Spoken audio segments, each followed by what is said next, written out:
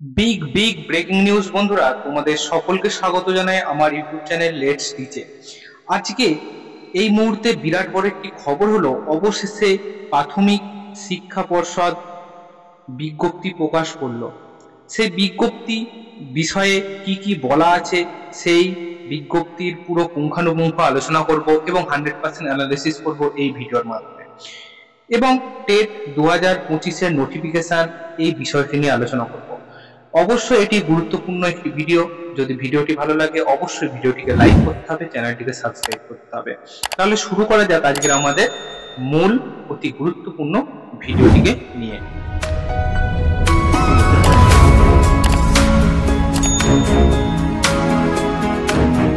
Publish হওয়া এই মূল ভিডিওর মধ্যে যে বিষয়টি নিয়ে আলোচনা করব সেটি দেখো, ডেট 15/9/2025-এর।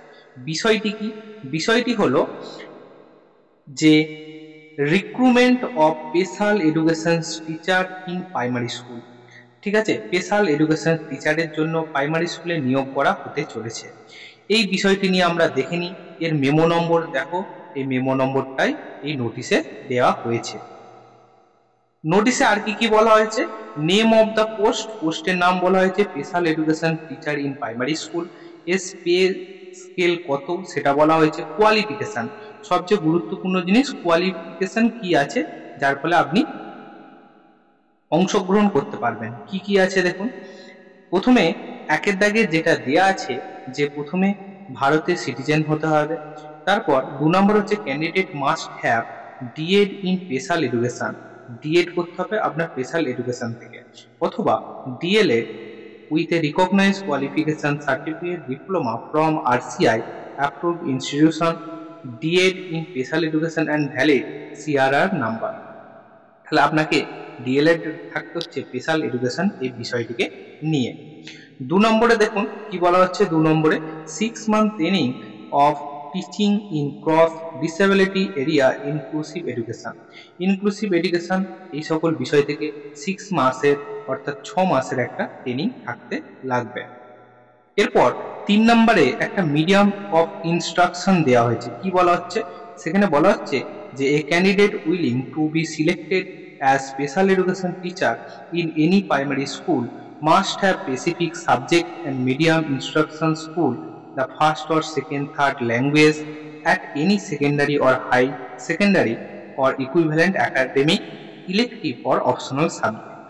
ঠিক আছে, এখানে আপনার বলা হচ্ছে যে মিডিয়াম হিসেবে বিভিন্ন যে ভাষাগুলো সেই ভাষা সম্পর্কে জ্ঞান থাকতে হবে। ডিএ দাগের অতি গুরুত্বপূর্ণ যে এজ রিকোয়ারমেন্ট, আপনি যে ফর্মটি ফিল আপ করবেন তার এজ ক্রাইটেরিয়া কি আছে। মিনিমাম আপনার 20 বছর বয়স হতে হবে এবং ম্যাক্সিমাম কিন্তু 40 বছর বয়স পর্যন্ত আপনি এই ফর্মটা ফিল আপ করতে পারবেন এবং পরীক্ষা দিতে পারবেন। সেটা কত? First day of January 2025। 2025-এর 1 জানুয়ারি থেকে আপনার ডেট অফ বার্থটা কিন্তু ক্যালকুলেশন হবে। ঠিক আছে, তাহলে আমরা বয়স সীমাটা পেয়ে গেলাম। এরপরে আর কি কি যোগ্যতা আছে ইয়ের দাগে, যেটা দেখুন যে বলা হচ্ছে রিকোয়ারমেন্ট অফ টেট। কি বলা হচ্ছে? Passing qualifying teacher eligibility test, অর্থাৎ TET is mandatory eligibility. TET আপনাকে পাস করতে হচ্ছে। The selection community of board shall conduct TET for candidate applied the special education teacher post NCT guideline এখানে দেওয়া হয়েছে। 2 নম্বরে বলছে the candidates who had already pass TET, যারা already TET pass করে আছেন and otherwise eligible the post also apply the post, তারা কিন্তু এই পোস্টের জন্য অ্যাপ্লাই করতে পারছেন। 3 নম্বর বলা হচ্ছে the selection committee of board the purpose selection shall take option from the candidates who have already hold TET certificate whether the such willing to appear selection the basic TET certificate. যদি আপনার TET certificate থাকে selection কমিটির কাছ থেকে, তাহলে কিন্তু আপনি এখানে অ্যাপ্লাই করতে পারবেন।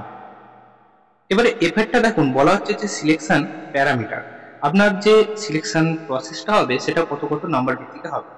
তো প্রথমে আছে ওয়েটেজ ফর টেট। টেটের ওয়েটেজ কত?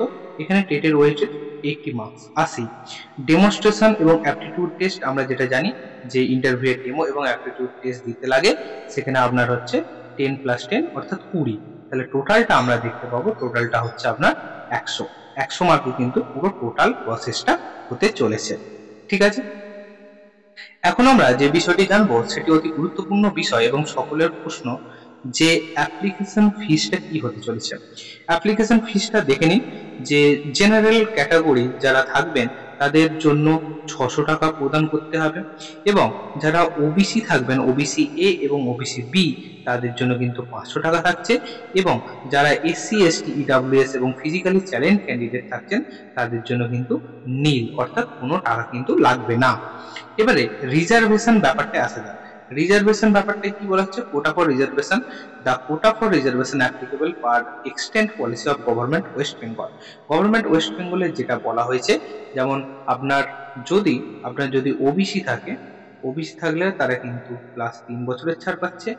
এসসি ও এসটিরা বছরের ছাড় পাবে, এসসি ও এসটিরা 5 বছরের ছাড় পেয়ে থাকছে।